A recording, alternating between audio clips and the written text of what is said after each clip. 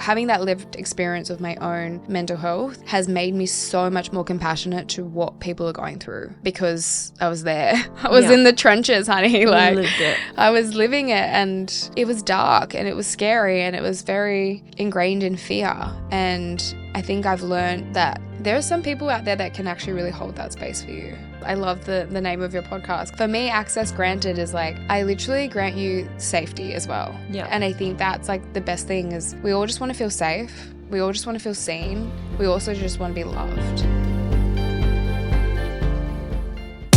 I'm Lowanna Grant, and you've just been granted access. This is where I sit down with some of the most influential voices to bring you real, honest yarns about life, ambition, resilience, and everything in between. We go beyond the headlines and into the heart of our stories. The culture, the humour, and the hustle that shape who we are. These are the stories you might not have heard, but definitely need to. I'm Lowanna Grant, and this is Access Granted. Brooke, I'm so excited to have you on, and this is so weird because we message each other all the time on Insta. I know. And then we've been saying like, we should catch up, and it just doesn't work. Like, our schedules are not in sync. So to have you here and to be on my podcast as my first guest, like, it's So such I'm so excited to have you here.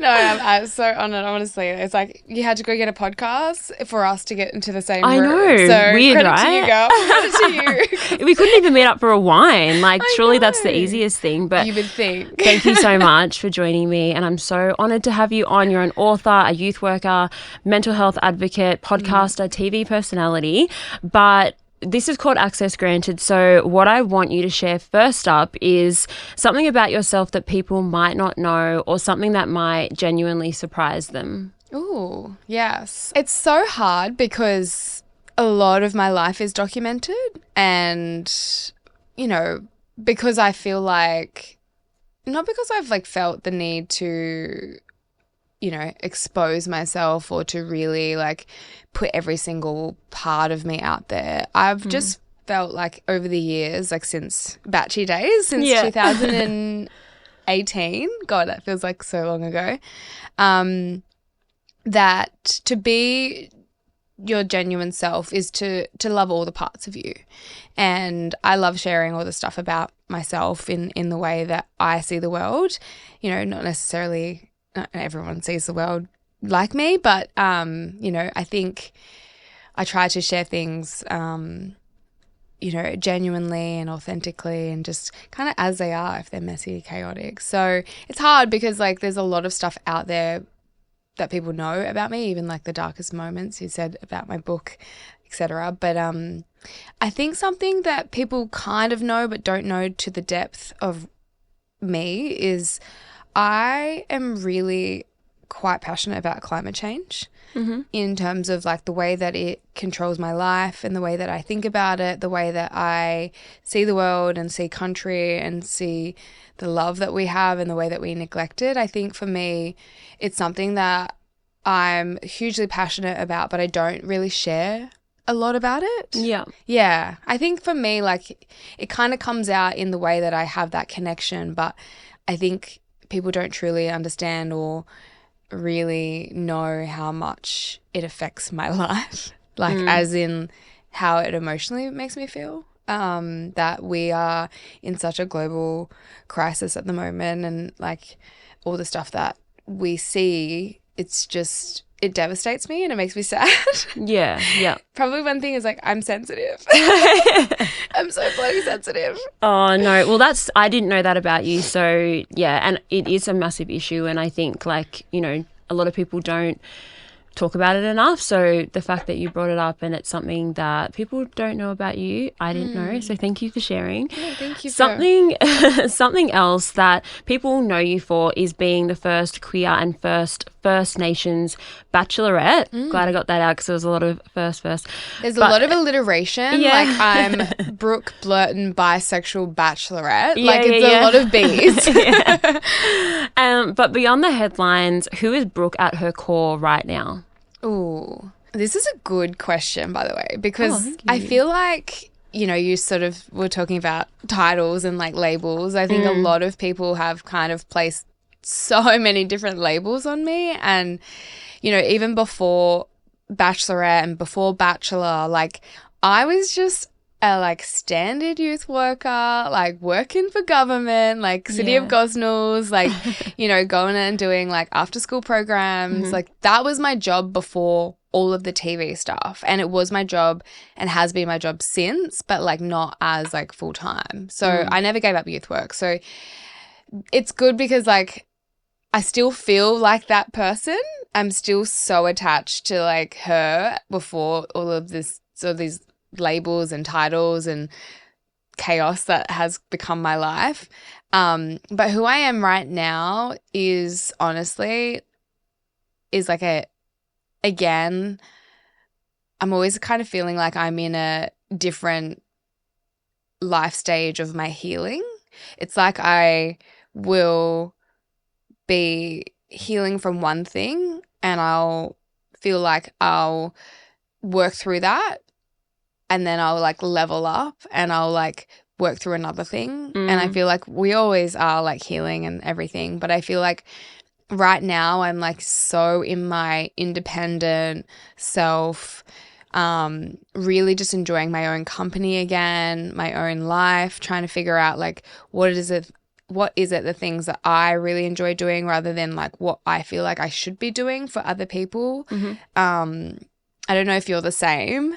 I'm sure like it's like maybe like a mob inherited thing, but you do a lot of stuff for your community. Like you do so much for like other people, like and your family, and you have to. Like it's just innately like our responsibility in some weird way. But when I take like that view back and I go, well, who put that responsibility on me? Like no one put it on us, but it feels like an obligation. Yeah.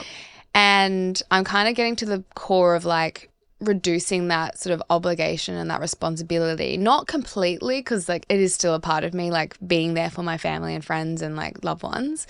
But I feel like I've really neglected poor Brooke in this moment. Yeah. And I'm just kind of feeling like there's so many things that I love doing. Like you have no idea. Like I love dancing. Like I love going hiking. Like I love all these things, but I've neglected them because in the moments that I do get like free time or spare time or moments like I go back home and I go be there for my family. And that's like so fine and it's fulfilling in its sense, but I love it. But sometimes I just want to like be able to like just exist and just like do the things that I want to do and just like you time, not self-care. have pressure. Yeah. When we talk about self-care, and I always used to like so advocate it and like promote it so like heavily. And like self-care is not just like face masks and like, you know, like bubble baths. It's self-care for me is like really having moments where I sometimes just won't even talk to anyone for the day. Or like turning your phone off or going off socials is another one. Like I have been off Facebook for probably 3 months. Oh my and God, it Facebook. Feels, what is that? Like, what is that? It's like, what was the thing before Facebook? Bebo and MySpace. Bebo, MySpace. Yeah, it's. I don't need it. I can connect with people in other ways, but yeah, socials is a big self-care one for me. I feel like when I'm getting anxious, that's the first thing to go. Yeah. Will definitely be my socials. Yeah, I wish I could. I know. I wish I could. It's kind of my job. It's like, it's so hard. But I think I can, you know, have those moments of like just to click off and like not be on my phone. Like I try not to be on my phone in the mornings, especially like as soon as I wake up. Like this morning. It's like doom scrolling straight away. Yeah. So bad. Luckily I have a dog. Like I think my dog forces me to like not, you know, have my phone straight away. Like he's like, I need to go out, mum. Like let me out. And I'm like, okay, let's go. So I get ready as quick as I can to like take him out. Yeah. So anyways, but to get back to your question, I'm going on a tangent. Yeah, like obviously self-care is so vital to how we look after ourselves and our, you know, mindfulness and like our wellness and stuff. And that's something like I really, really love and like I really look into a lot. You know, I feel like in a sense, like I am one of the people that sort of is a generational breaker in my family group.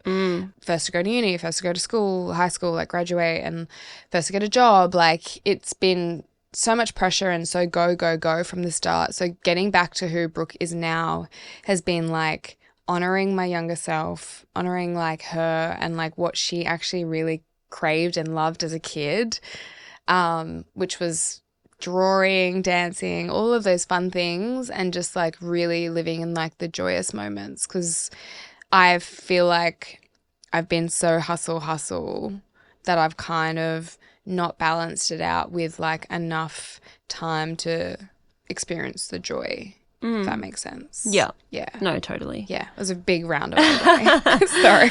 But back to, like, if we go back to the beginning, you're a proud First Nations woman. Yeah. You grew up in WA. You had a pretty itinerant childhood, from what I gathered from when I was listening to your book, moving around different homes, living with family, but always held by community and that deep love of mob. How did growing up in that kind of environment shape the woman that you've become today? Well, you just listed a few of those things. Like, it's crazy to think, yeah, well, you know, the little Brooke that I talk of is this, you know, little bush girl who grew up in Carnarvon, like, you know, around mob, like our neighbours were our aunties and uncles and like community, and like most of the people that live in Carnarvon are like mob, like, you know. So it was nice because you felt like you could walk down the street and you would know someone and you would like feel relatively safe in a sense.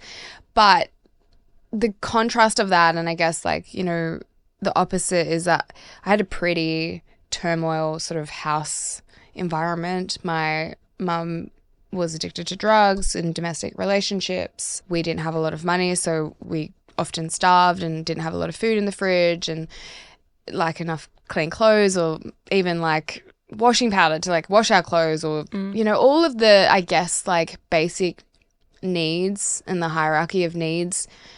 We struggled with a lot of those in our family, and I'm one of 5 on my mum's side. So it was us 5, my mum, my nan, and my uncle. And for me, like, going through all of those experiences has shaped me in such a way where I've always had like such a compassionate like feeling towards how people's experiences are different and what they do outside of that. And I think that's what's shaped me, is like obviously going through all of that and like being removed, getting back with mom, being abused, neglected, beaten, like teased, bullied at school, like all of those experiences are always, you know, so hard when you're going through them. But I think there was a moment, obviously, you know, later in life that I realized I can either choose 2 paths. I can choose this to really beat me down and let it succumb and like come over me and like let it make me into a person that I don't want to be, or I can choose the person that I want to be and someone who wants to do something with their life, like wants to have the things that maybe I've seen on TV and maybe I've seen my friends having, or maybe I've seen other families having, you know. So I chose at a young age to make the right choices.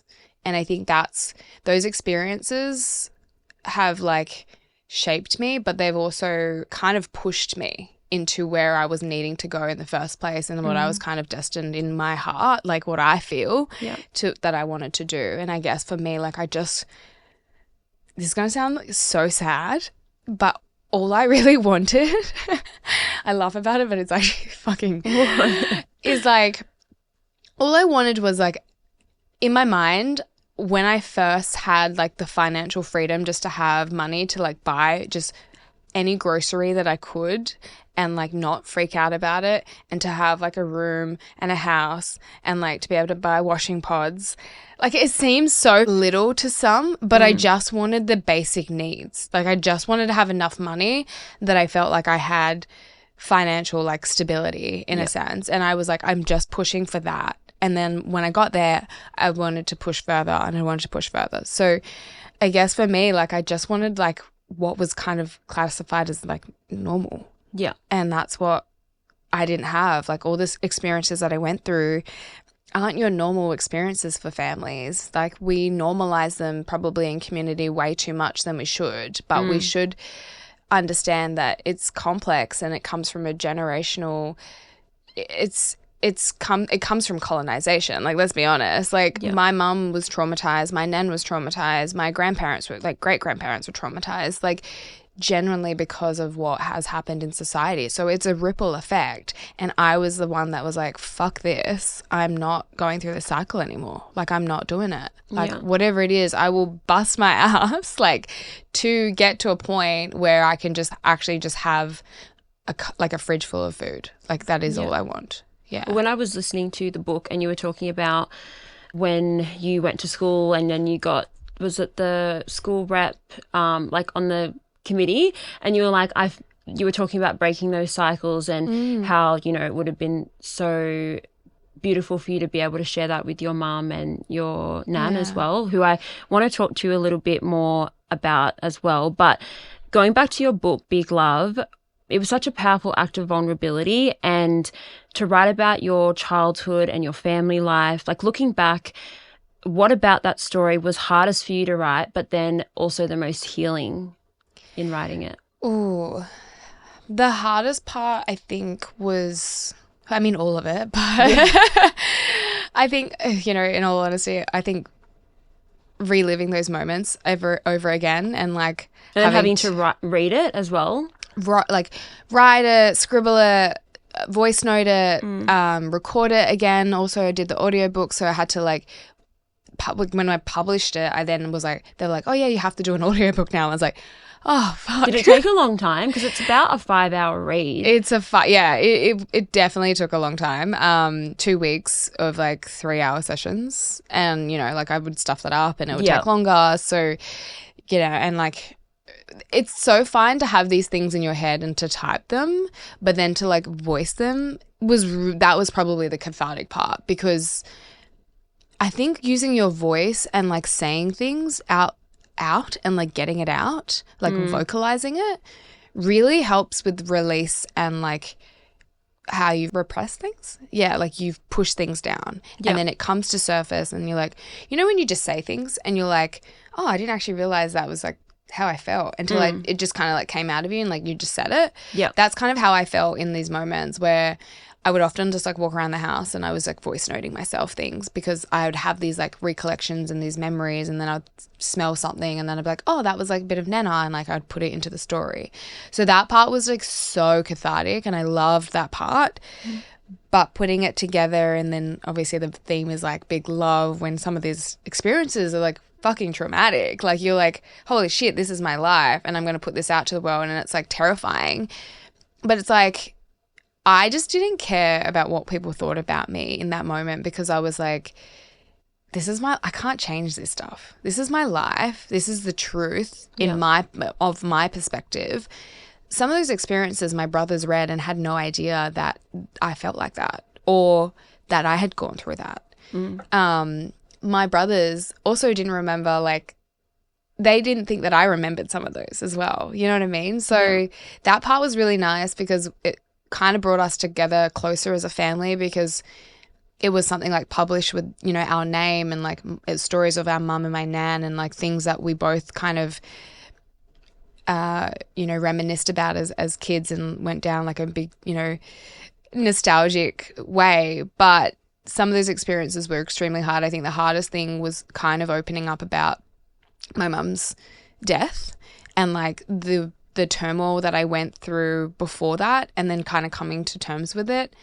But then again, like, one of the hardest moments was also talking about my suicide experience. Like, that was not fun to relive, and telling people, I guess, the public, that I've hit rock bottom. You know what I mean? Like, I've been there. And I think a lot of people have in some way in their world. But I think, like, The Bachelorette and The Bachelor sort of over-glamorized my life, and I just kind of wanted that reclamation of, like, reclaiming back my story and actually being like, no, I fucking hit rock bottom, guys. Like, I mean, people watching would never have even known like your story. They just see, you know, you're in these like glamorous dresses and you got your hair and makeup done, but you know, like what you went through and in your life and how hard it was for you to get to where you finally got to. That's like, yeah, reading that book. Like if you haven't read it, people have to go read it because it's actually like, it's a beautiful story. Obviously, there's a lot of big themes and like things that, you know, that you speak about, but well, the theme is love, and I think like one thing I think we probably don't talk about it a lot in a sense because we think like love is like romantic love a lot of the time, but actually I had a lot of love from my family and mob, like in terms of writing the book, but also when I think about my childhood, like I had so many beautiful moments like growing up. I was very nature driven, like I'd be always outside because I didn't want to be inside. I don't know if you were the same, but I was like a little bush girl, like always keeping myself busy. And my aunties and uncles, you know, when my mum was not well and when my nan was not well, and there were these moments like that families showed up for each other and in a way, and I guess I couldn't really like not tell that story too, and kind of show that there's such a diverse way of showing love. And I think, you know, and I think we talk about romantic love a lot in the media and I think in First Nations culture specifically, like I'm just going to talk from like that point of view, is that there's a whole spectrum of like needs as one Aboriginal person. Like there's that, we need that connection to community, we need that connection to kinship, we need that connection to country and land, and we need the connection to our culture and our family. Like there's like that wheel, and I always refer back to that. There's this like social and emotional well-being wheel, because all of those parts are also love. And I guess I tried to like overarch the theme of big love because, one, I'm not very little, so I went at the opposite. I was like, I'm little, but like I got a big heart. Like, you know, my friends always say like small in stature, like big on impact, and I always laugh because I'm like, I couldn't even hurt a fly if I tried. But yeah, the theme love, I feel like kind of, we often, I think in the media and the narrative that the media play in terms of like Aboriginal and Torres Strait Islander people is always from like a negative lens sometimes. And that's what I sort of grew up knowing and seeing. And I was like, screw that. I'm going to show all the good parts. Yeah, my life was fucking shit, but it's also been awesome. Like it's been, I had an awesome experience like growing up with learning things from my nana and like loving so deeply and like knowing how to love deeply, if that makes sense. Yeah, and you write so beautifully about your nan, Charlotte. You said she was an incredible storyteller, protector and a hero to you, and she taught you a lot about your culture and the art on your book. You painted that, and your nan teach you like painting and everything? What's one story or memory that you carry with you today about your nan and you, like your relationship? There is so many moments. My nan, so I always say, because they're not around anymore, obviously, my nana and my mum passed away when I was younger, and nan, I never felt like they'd left, by the way. Like I feel like they're sort of always like floating around and like giving me, so my nana is my lessons and my mum she shows me love. And I feel like that was our relationship. So my nan was always teaching me lessons and like learnings, and my mum was teaching me either how to not love or to love. Yeah. And so nan growing up was this staunch 6'5" woman. Like she played basketball. She was always like, she was a bit of like party gal, like as in she loved a little like, you know, a little cocktail, like drink, you know, a little durry, a little smoke. But, you know, I only got like a bit of that personality of my nan until she got really quite sick.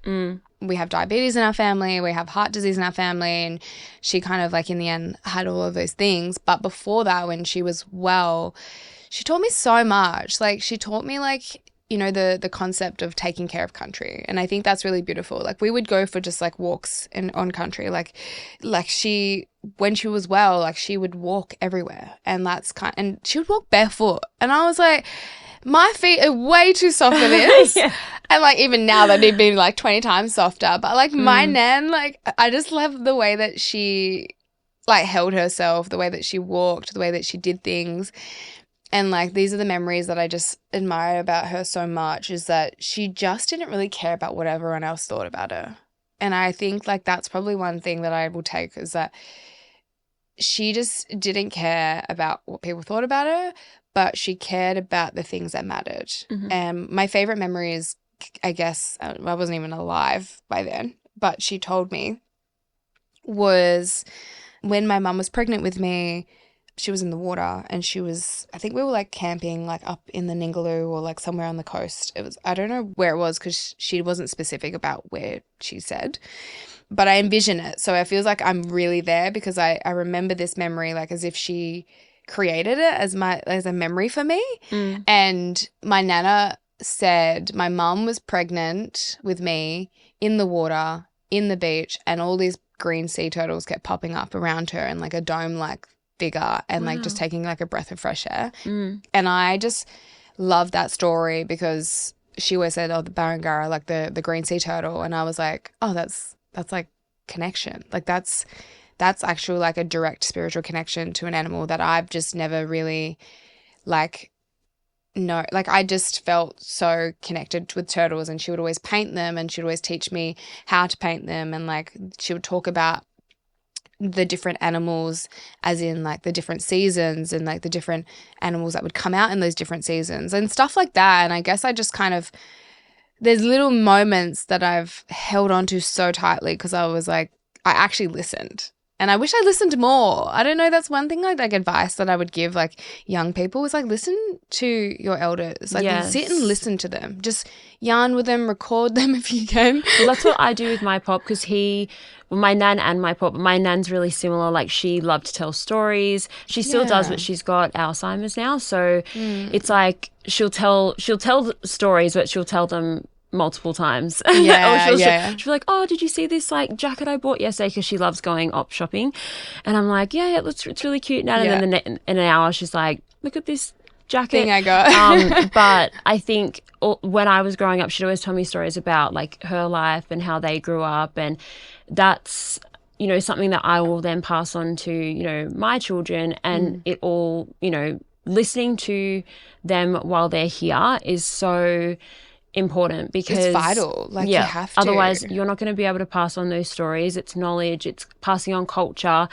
And even with my pop, like learning language, now that he's getting older, I'm so glad and so grateful that I sat down and listened to him. And even if like I couldn't pronounce something properly, he would still, just spending that time with him to like actually listen to him and record him as well. That's something I've started doing. I think we have like such a blessing now, like, with the option of recording things and like really capturing those moments, like, with phones and cameras. Like back then, like the only photos that I have are the only photos that I have. Like they're like relics, like they're like ancient for me because they're the only things that I have like as in any type of connection with my mum's previous life and before she died. And like I have some photos of my nan too, and I'm like, oh, what was I don't know much about what their life was like, you know what I mean? Like I try to find out through all of my aunties, and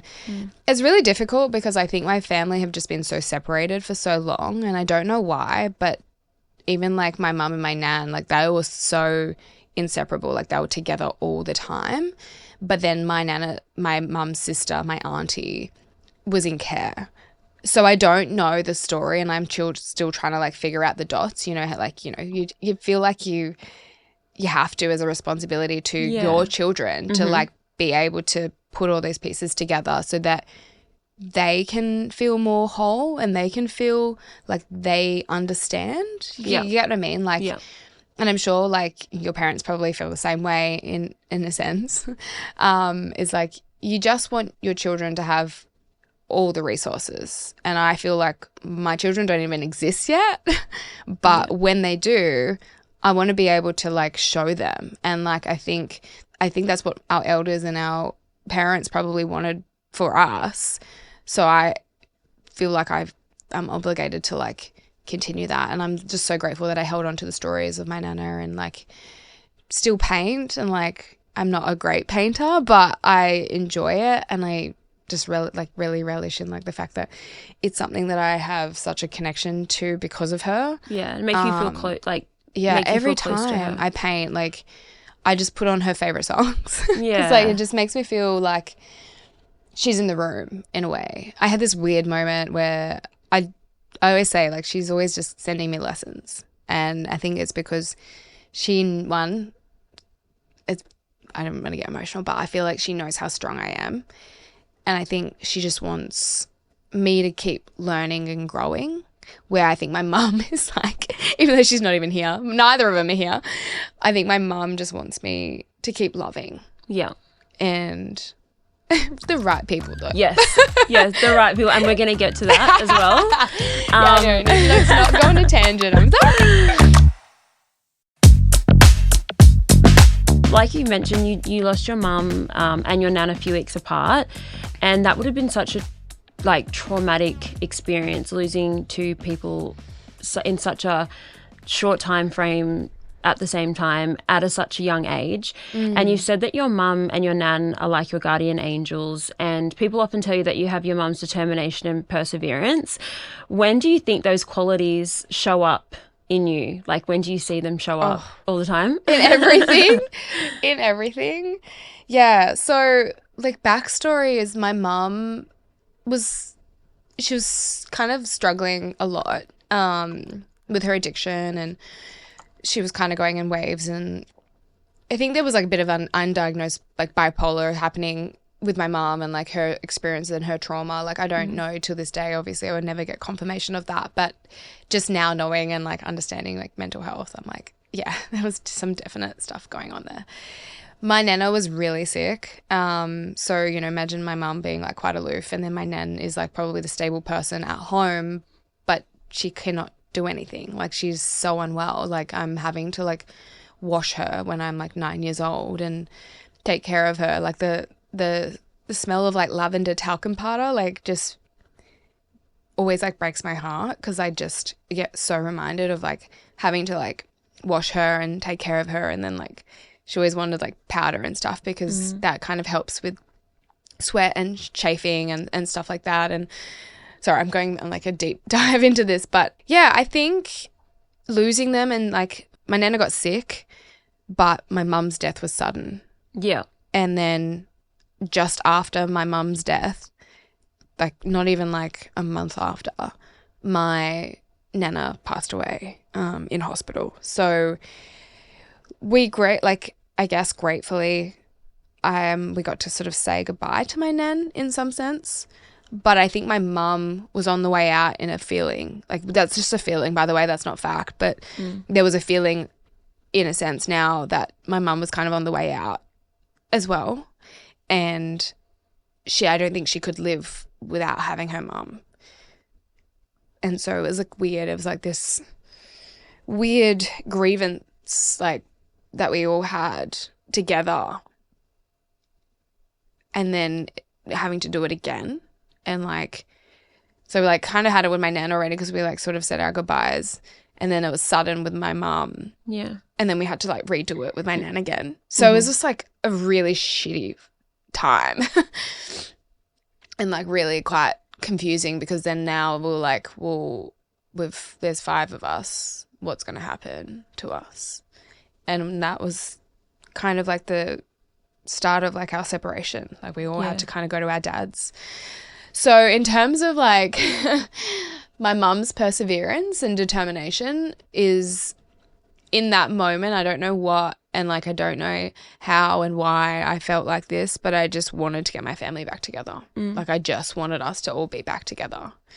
And I just felt so determined to make that happen. And I was like an 11-year-old kid, just I didn't know where I was going to fucking live. I didn't know where I was going to go. I didn't know I basically went and lived with my white dad, and he didn't want me. So I just at 15 decided I was going to live up by myself, and I've been doing it by myself since. Like obviously with the support of my brothers and my family, but pretty much like by myself. And I think that's where my determination kind of comes from. And it comes from this like, I think it comes from, it actually shows up in most of my life. Like, not going to lie. Like, I think work, I have always never really been motivated by money per se. Like I was talking about sort of financial stability. I think the determination is like getting stability in all areas of my life and like consistency, because we never had that, and I want that for like all of my brothers. Yeah. Like I want that for all of my family. So yeah, it shows up in like life, like it could just show up at the gym randomly. It shows up in my projects. So like when I start something, I have to like finish it. And the book was one of those things. I was like, I'm not doing this. Yeah. There's many times where I was like, would have had to have had a lot of not just perseverance and determination to do the book, but just a lot of like courage and a lot of strength. And yeah, I definitely see that in you. Even like just watching your videos and stuff on Instagram, like you can feel that. And like even though this is the first time that we've met properly, like I still can get that sense of that from just watching the stuff that you do. And reading your book, I could really relate to so many parts of your story, especially like your nan and you caring for your nan, because I was a full-time carer for my grandparents, and I'm so grateful that I've still got them. But it was so hard, like caring for the two people who have always cared for me and having to be like that strong person for them. It was actually the hardest thing I've ever done, but it was also probably like the most important thing I've done. And I know that when they're not here anymore, that I'll always have that with me, like that special bond that we have. And in the book you also spoke about your sister, and she was diagnosed with schizophrenia, and my mum's sister lived with schizophrenia as well, and she lived with us when I was quite young. And then when my mum got pregnant with my little brother, she went and lived at like a group home where they, you know, they can take care of them a bit more, and she had activities to do, and she would still visit us a lot. But yeah, I could just really relate to a lot of those parts of your life. And I think like with walking along like your sister's mental health journey and being like that caring person and being a carer for your family, do you think that's what pushed you into or why you wanted to pursue getting into taking care of like youth and mob and also mental health and, you know, advocacy? Do you think that's part of the reason why, because you've got the lived experience as well, but is that why you're so passionate? Yeah. I mean, I think lived experience is so powerful. Like people these days are so like, I guess, you know, there's some people that are so sheltered and they have no experiences or haven't even met like an Aboriginal person, which I'm like, what? I know, it's wild. So strange. Like, I'm like, what? Yeah, I think, I mean, they're all entwined. I think innately I've always just been such a like maternal little person as well. Yeah. Like growing up, you know, taking care of my nan, taking care of my brothers. Like I had to by nature, and I feel like I had to because there was no one else to. And I think I've always just innately inherently I've just taken care of everyone. And it's been hard because I think the biggest battle that I'm having at the moment is, you know, you get to an age and you're like, okay, I probably like should go to therapy. And I've been in therapy for a long while on and off, like basically since my own mental health battles. Yeah. So that was like when I was 18. So I'm like now 30. So, you know, I've done a lot of sessions. I've only just discovered therapy in the past, past year. Yeah. And because it takes a long time to find like the right therapist, I think. The one that you like, you got to have, obviously they're not going to agree with everything you say, but someone that you can bond with. And I could never find that. Like I did try. Yeah. And then I was just like, it's not for me. Then I met this lady and it was so good. Like, yeah, I like sometimes just crave it just to, even if I've got nothing to talk about, I feel like there's always like something that you can talk about. Well, it's not a one size fits all. Like people are like, oh, therapy, and they can kind of like over glamorize this thing. It's like, no, I went through so many therapists. Like even being in care, like we would often have to see like a child psychologist. So I have like an experience quite young, like just having to like talk to like a professional or a stranger, or like, even though I didn't want to. Yeah. So I was like, okay, I've got to like really unpack this in therapy. And I think one thing that I'm really struggling with, which, you know, comes up a lot in my relationships, is like the feeling of feeling like the feeling of being safe and seen and being held. So a lot of my life growing up when I was younger, I looked after everyone. I put my own needs aside to look after everyone. I wasn't able to be a child because I was looking after my nan or my brothers. Like I haven't been able to really live and like know what it's like to be a child in that sense. So inherently, like growing up so quickly, you miss out on a lot of those other life joys, and you then just kind of mold into this person that feels like they need to like take care of everyone. So it's naturally progressed into my own, you know, into my career, which is wonderful, like making a career of it and like actually it being a part of who you are. I think it's just in my nature to want to make sure everyone's looked after. And I mean, I feel like, I don't know the vibes. I feel like you definitely know what that feels like. You just want to like look after. Like want to take care of everyone. Yeah. And I think it's just something that, I don't know, like you can't help but do it. I just always feel like I've got to take care of other people. And you do it without like, you know, I do it without expectations because that's just what you do. But I've also realized like you can choose the people that you want to care about, and you can understand why people act also and do the things that they do, but you don't have to tolerate it. And I think over the years, I've been taking care of everyone. And so now I'm kind of putting boundaries in place where I feel like I really just need to protect myself and make sure that I'm okay. Yeah. Because, you know, like not to be cliche, but you cannot pour from an empty cup. And there was a period in my life more recently that I just felt like an empty vessel. Like I just felt like this tunnel, like this cylinder, and like people were just coming in and out of my life, and because I was letting them, because I just thought that that's what happens. There was no boundaries in place. I was just like, because they're part of my family or they're part of people that have been in my circles.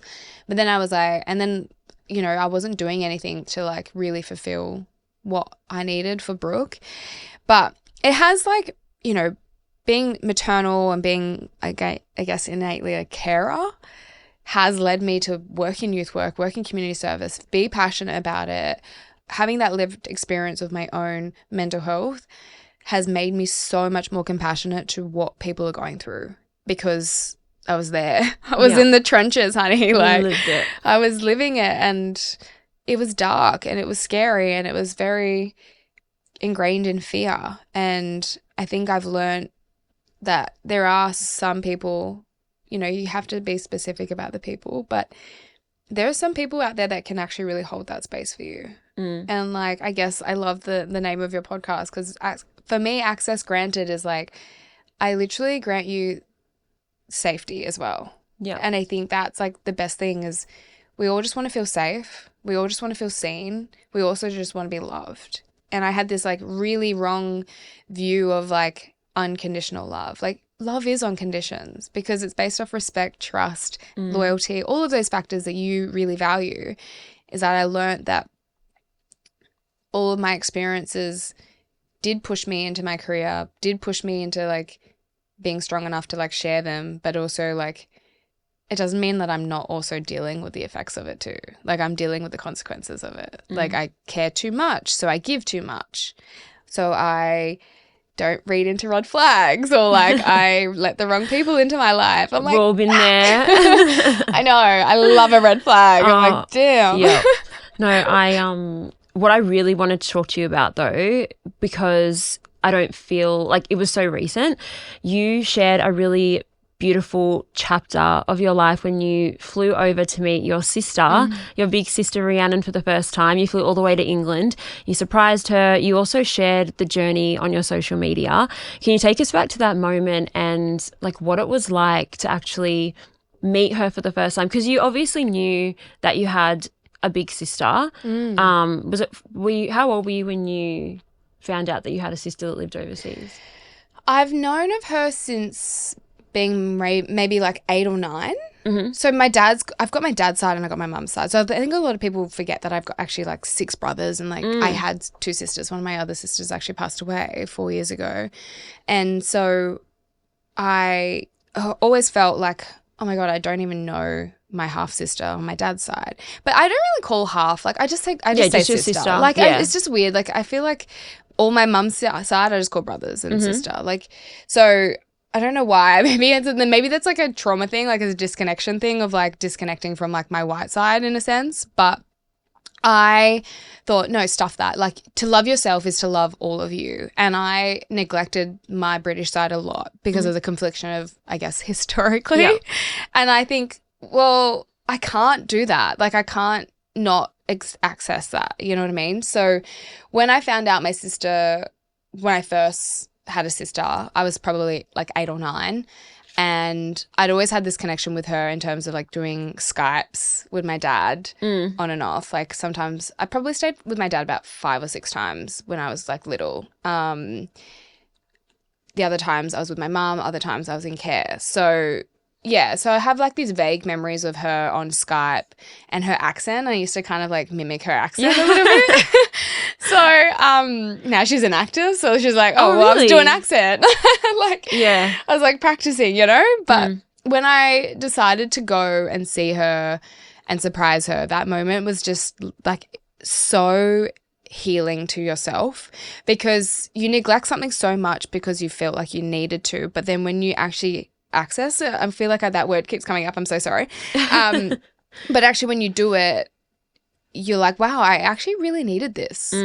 And flying like 24 hours and just hugging her for the first time, like it gives me like such goosebumps because no one will like really know, I guess, the complexities to my life in that sense of she also had to grieve our dad the way that I also did, but just differently.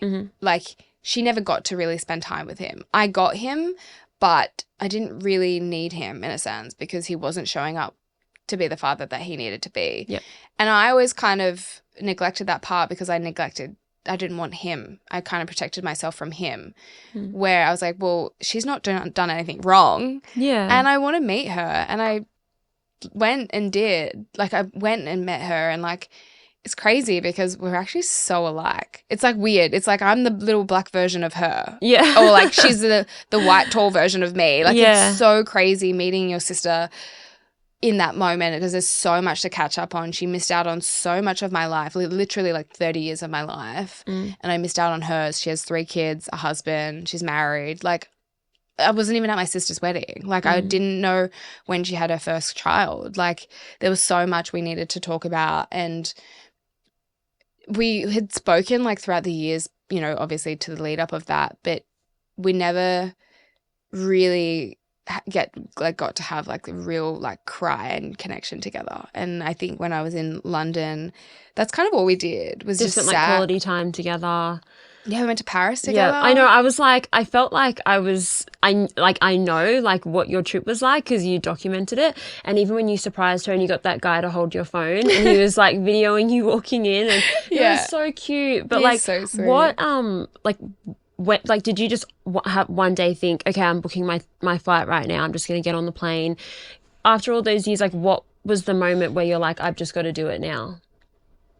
I guess because I was saying, you know, what am I doing now? Like what's the Brooke now? And I think because I went through another relationship breakdown, I think I was just like so sick of neglecting the parts of myself that I felt like needed to be healed. Do you know what I mean? I felt like my relationship breakdown really turned me inward and I was like, okay, what are the parts of me that I haven't like accessed or like haven't healed from or haven't dealt with? And I think for me, like a big part of that was like my dad's stuff. Like I just neglected that part of my life, like anything to do with him. Like I just didn't want a part of it. And I was like, well, I actually have a sister and like losing my sister, I was like, I think I need like female energy. Like I'm the only female in my family on my mum's side and I'm just like, I have no one to like go to. You know what I mean? Like I lost my mum, I lost my nan. I'm the matriarch of the family now and I just feel like I have no one to talk to. And in that moment I was like, there was this longing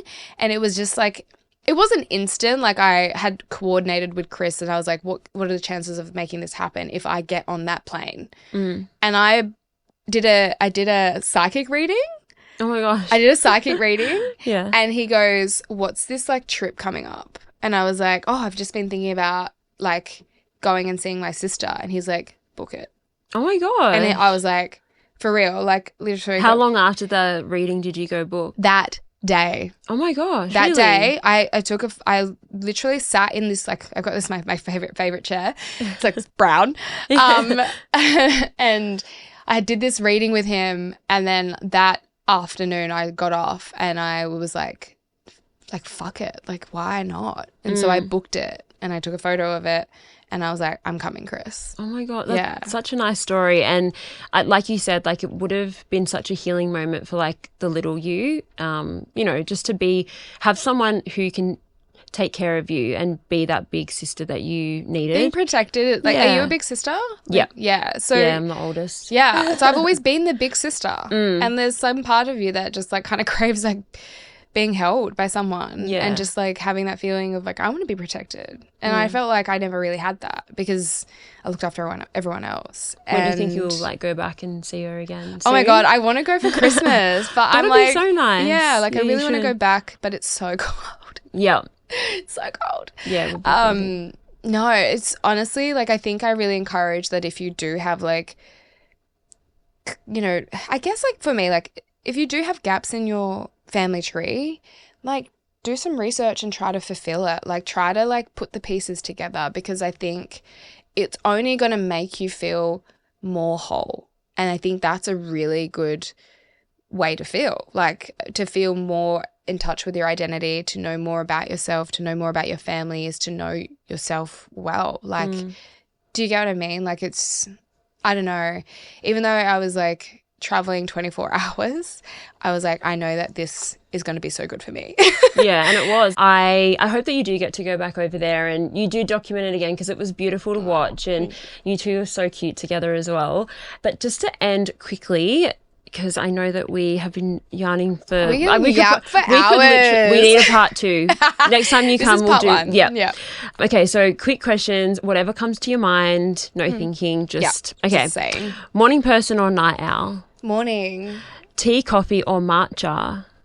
Oh, I'm a matcha girly. Me too. Strawberry? Yeah. Yes. Oh my God, I love. I've been experimenting. I love it. Yeah, they're the best. Most important ingredient when cooking curried sausages? Keen's curry. Yeah, thank you.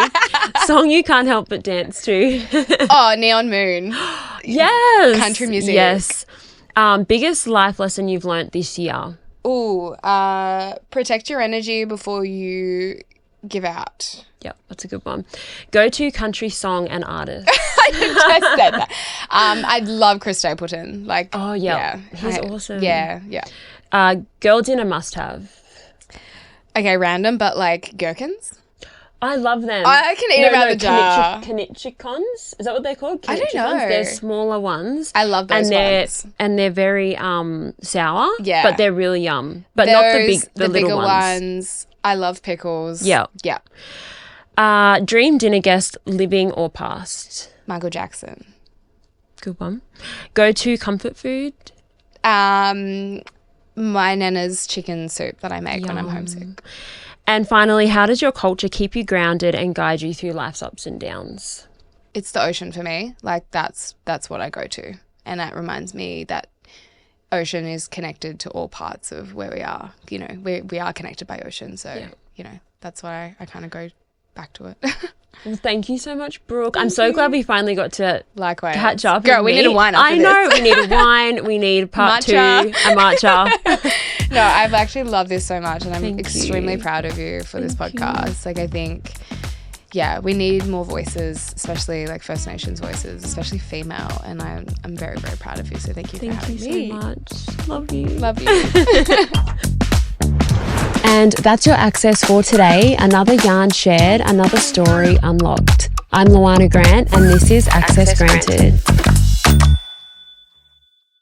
Access Granted would like to acknowledge the traditional owners of the land on which we are recording today and the lands that you're tuning in from. I pay my respects to all elders past and present, and I extend that respect to all Aboriginal and Torres Strait Islander peoples listening. I honour our stories, cultures and knowledge systems that have existed here for over 65,000 years and continue to guide us today. This always was and always will be Aboriginal land.